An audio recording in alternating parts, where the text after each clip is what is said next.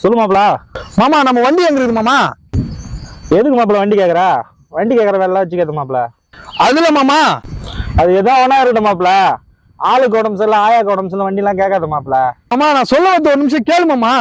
என்ன மாப்பிள உனக்கு வேணாம்? என் வண்டி என் மாமியார் விட்டு போய்க்குது, வரதுக்கு 3 மாசம் ஆகும். எப்ப பார்த்தாலும் வண்டி வேணும் இது வேணுங்கண்ணா. சார் கொஞ்சம் வண்டி விட்டாருங்க சார். சார் அந்த வண்டி நீங்க எடுங்க சார். யார் நீ என் வண்டி மேல கால போடுற நீ? மாமா உன்னை தேடி ஒரு 2 பேர் வந்துருந்தாங்க மாமா.